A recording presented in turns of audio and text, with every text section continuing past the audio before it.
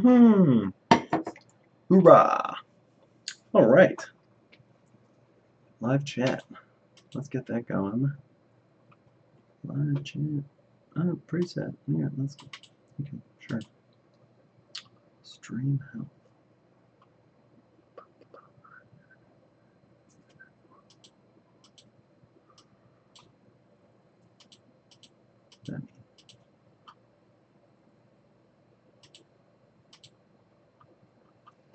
Alright. Okay, let's give this thing a title.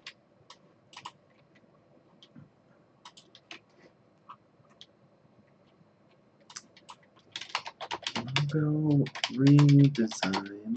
Logo design. Let's try and give this thing a title if you're watching this later. Logo design reworking.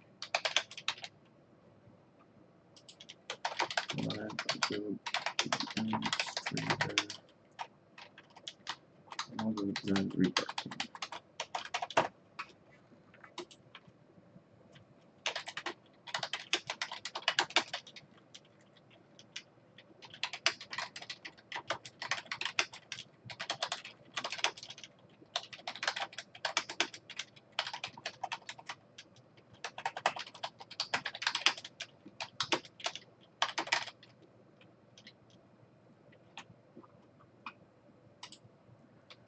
Okay, how to and style, I guess, sure.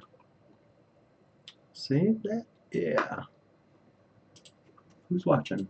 Thanks for watching, dear viewer. Now, how do I break that up? Okay. Got it.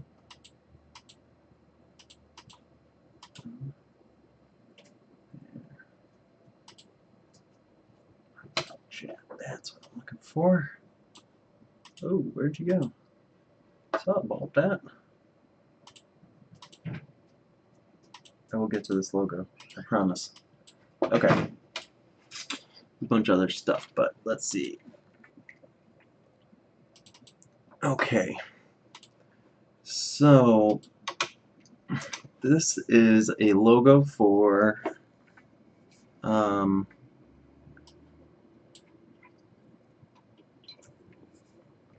sorry, trying to get all this set up. Okay, so this is a logo for a company that makes safety surfacing, obviously, but it's intended for playgrounds. And what they do is they put down these bags of padding underneath like a rubber layer, like a top coat, so to speak. So those can be changed out later. It's kind of a more flexible system. Takes a little bit more to put in up front, but it's proven to be, they have all kinds of tests done, and it's more effective than other methods. So, you know, the idea was to, what I ended up doing was actually just delivering this part as a kind of a standalone logo, because we were having problems with this. I guess people were saying that this looked like a kid, you know, like someone who's dead, probably because of the outline. They were kind of laying on the ground before, but I don't know, it's just become a tricky thing to sort of display a kid falling in a way that isn't doesn't make them look too hurt. It emphasizes the surfacing, is clear that it's a playground. So there's kind of a lot to deal with here. So my suggestion was that's just too much. So my suggestion was to use just this as the logo. Just this pad with the text. And I didn't even like really trim this out. I could probably do this a little better. But I'm not too worried about that right now. Then I suggested we could go ahead and then, if there's room ever, or use this as like a side illustration and make it so that it fits.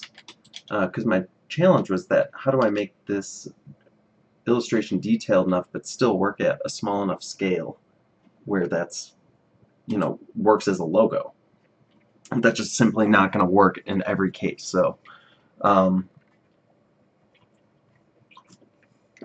so now the challenges. What was the latest note? The latest note was uh,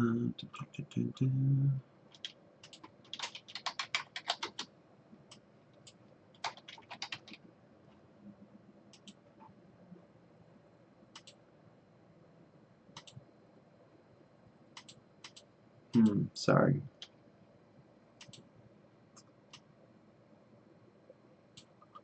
Looking through my email for notes. What was the comment about the kid? It didn't look dead anymore, but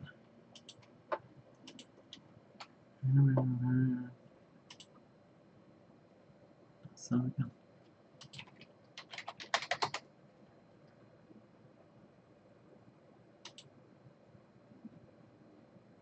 hmm.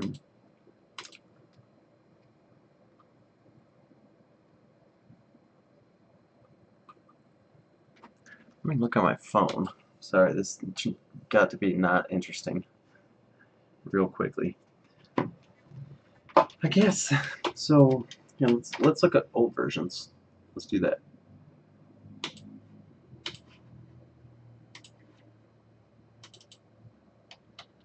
So that was a previous version. We had two kids.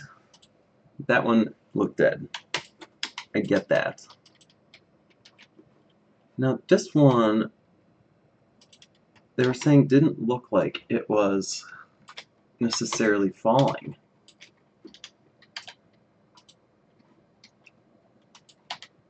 Now, I think the person who I was working with, my client, was suggesting that maybe we need more detail in the kid. And I don't know that that's really what, that's not going to necessarily solve our problem here of, I think the challenge is we've agreed on the fact that the slide is the thing that most defines the playground. And it also can incorporate this S. You know, this has sort of been built in, which is kind of cool. And it worked pretty well with that. Now, I guess, so one option I'm thinking, more to accentuate this, is to do something like, you know, do we put in some curves?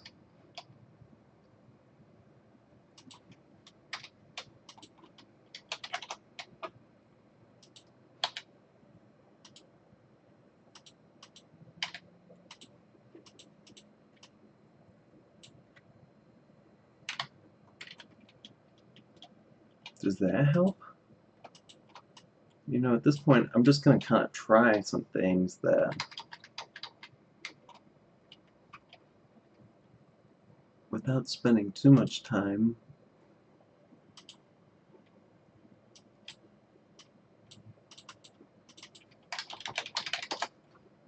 I will stay organized still.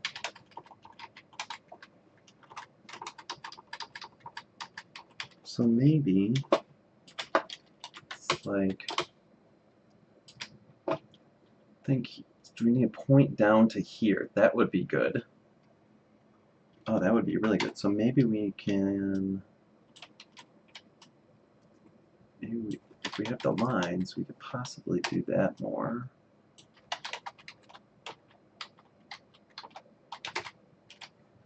And is it the white?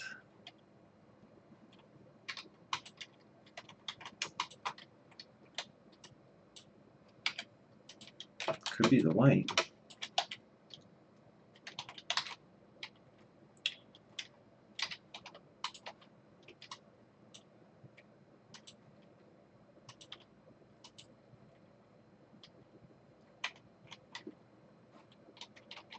What just happened there?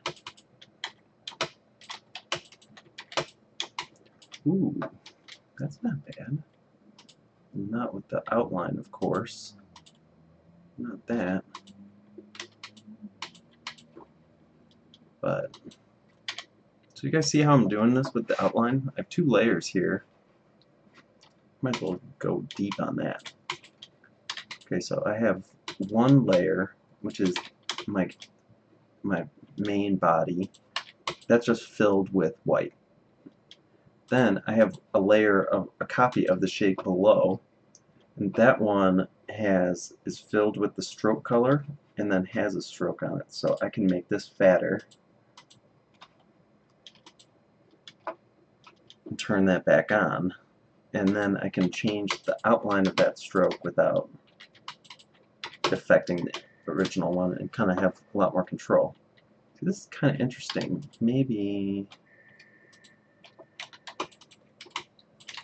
kind of gives the idea that maybe that's like the cushion around the kid, since that's the same color as that. This is interesting. This is interesting.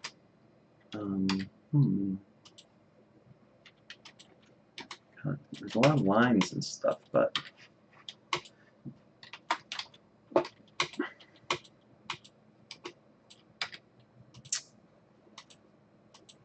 so then the only thing is, since I have 2 layers, if I want to move that, I have to grab that and just do it as a group.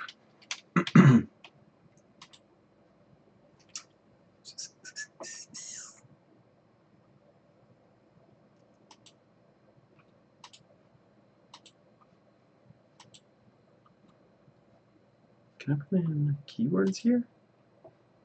Advanced settings.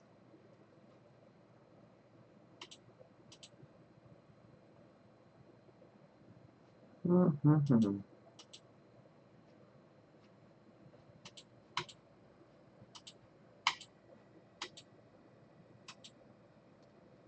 control room. Okay.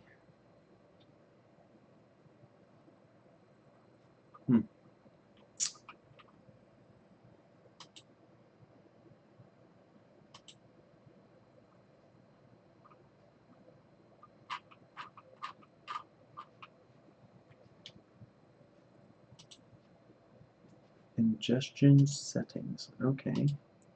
Great. Okay, anyways. Getting caught up in the technical stuff of the stream. Sorry about that. So then, okay, so then if I want to change this, all I have to do is click the circle there to select the whole thing, and now I can change the width. I can change the color. Like if I want that. I mean, the fill color kind of doesn't matter. I just like to keep it the same, to keep it, make sure there's no like little tiny edge of white or something peeking through. The easiest way is you can just grab it from this here and drag it between the swatches, the fill and the stroke. So you can do it that way. Then I just hit I and use the eyedropper.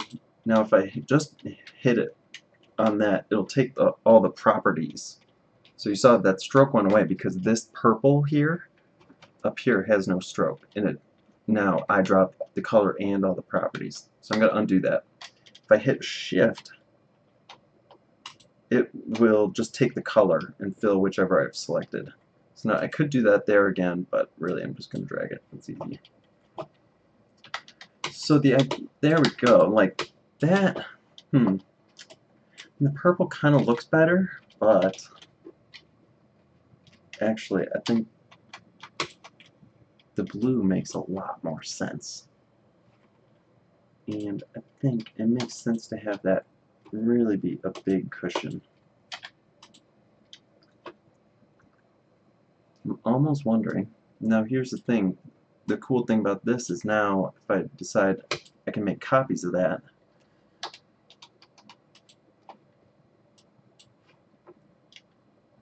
and add even more strokes to the outside.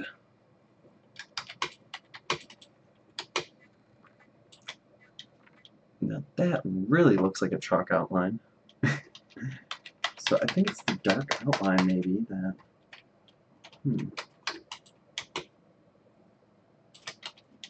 Does the kid need to be... Okay, we're going to delete that layer. We didn't need that extra copy. I didn't like that. The fallen kid, should that be purple? See here.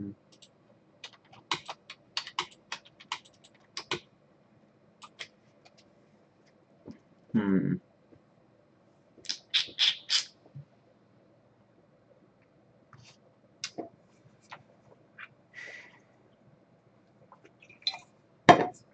Is this even the right solution? I mean, my alternative was, I was thinking, I'm going to do a little whiteboard thing here. I thought instead of doing that, do we need to kind of come and see a more, a flatter perspective so that we see the bags under here more?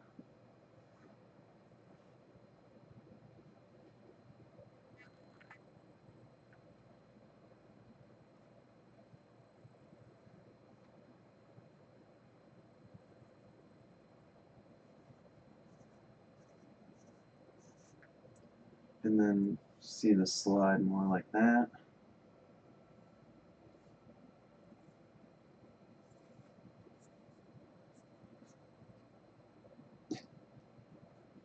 Something like that. I don't know.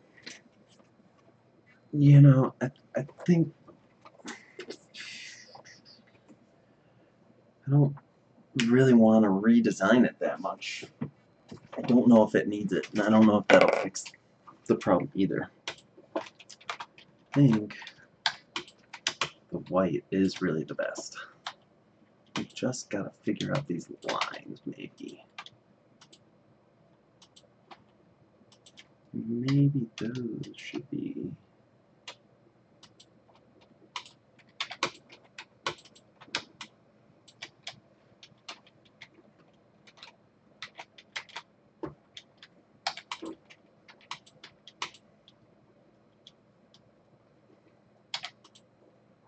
See, it's like you need a shadow to show that there's... to make it not look like it's... I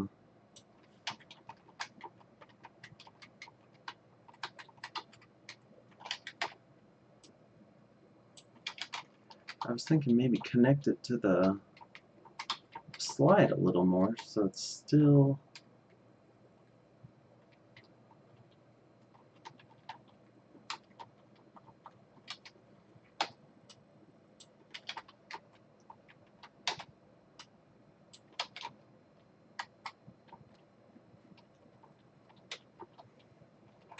The nice thing about this stream is you can look over here and get a nice view wide.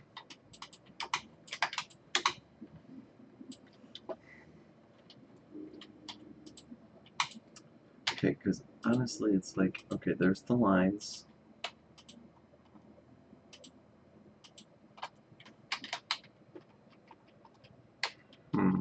Okay, maybe those just need to be on top. That's not so bad.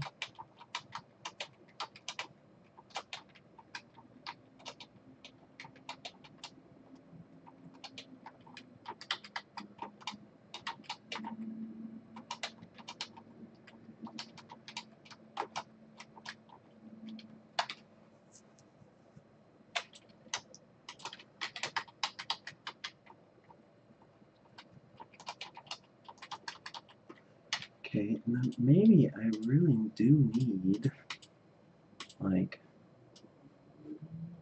I think I possibly need a shadow on the ground. And this is why I wanted to give them a separate logo, separate from the illustration here, because if I need to put in a shadow on the ground to convey this, that's just not going to work as a logo.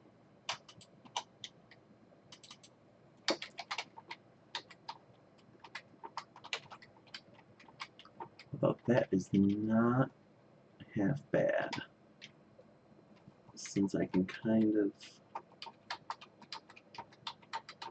cheat it so that it's only a shape popping out of there.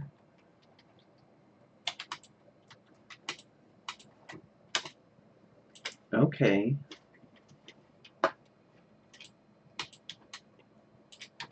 Do I even need the lines now? Ooh.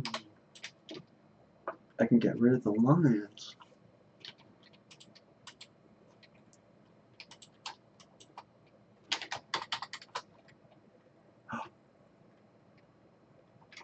Look at that. Those are some...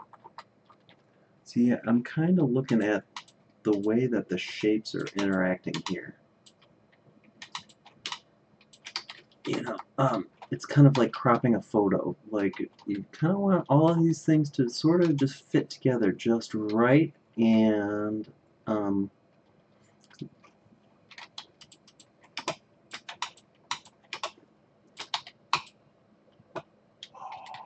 dude, I kind of dig that.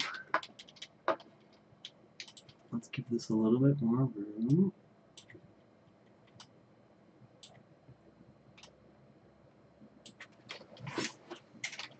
Oh, I like that. And now it's kind of like, okay, let's push this up a little. See, I was saying how I wanted to interact with all these shapes. So I want it to kind of go a little bit over this top edge there, but not all the way up to cross over that. Still interacting with all of these nicely.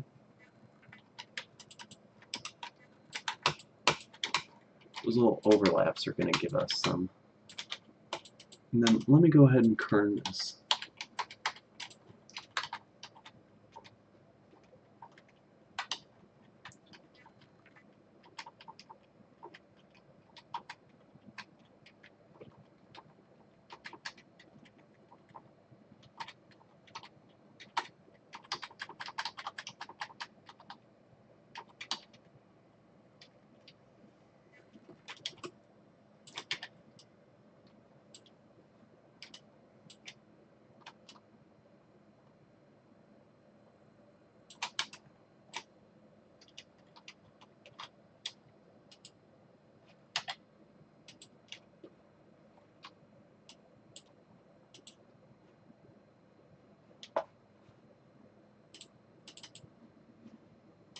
Okay, let's show our center mark and crosshairs.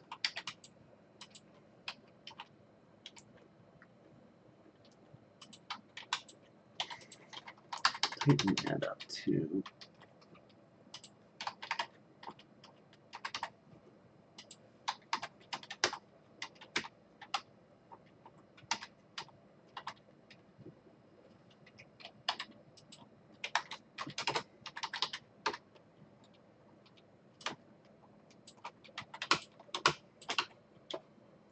Let's see, what is this? I think this needs to be bolder. Nope, I was wrong. I was wrong about that. You know what? Never mind. I like it like this. Ooh, baby, I like it like that. I think it needs to be smaller. Ooh, baby.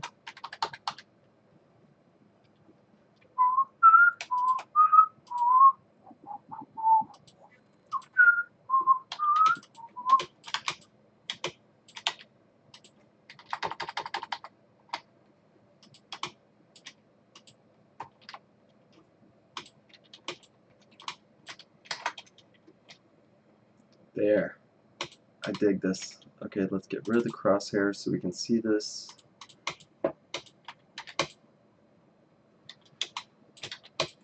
I like this. Much more clear.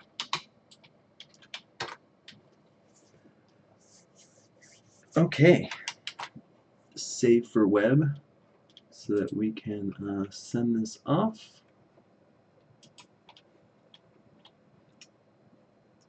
Okay. I got my final outputs. Make a folder for today's date.